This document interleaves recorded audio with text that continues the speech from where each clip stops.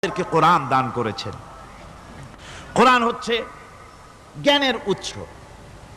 আল্লাহ যে জিনিসটা শিখালেন, এই জিনিসটাই জ্ঞানটা কার? বোঝেন না কথা? এই জ্ঞানটা কার? আল্লাহ পাকের। আমাদেরকে আল্লাহ পাক জ্ঞান দান করেছেন। জ্ঞান হচ্ছে দুই প্রকার, একটা হচ্ছে ওহীভিত্তিক জ্ঞান, আর একটা হচ্ছে গায়রে ওহীভিত্তিক জ্ঞান। ওহীর জ্ঞানটা আসে কার কাছ থেকে? চিল্লা এখন কার কাছ থেকে? আল্লাহর কাছ থেকে আসে ওহীর জ্ঞান। আর মানুষের কাছে যে জ্ঞানটা আছে, এটা হলো তার মন মস্তিষ্ক প্রসূত জ্ঞান। আমাদের কাছে যত জ্ঞান আছে, এই জ্ঞানটাকে আল্লাহ পাক বলেছেন ওয়ামা উতীতুম মিনাল ইলমি ইল্লা কলিলা, তোমাদেরকে খুব সামান্যতম জ্ঞান দেওয়া হয়েছে, খুবই সামান্যতম জ্ঞান তোমাদেরকে দেওয়া হয়েছে।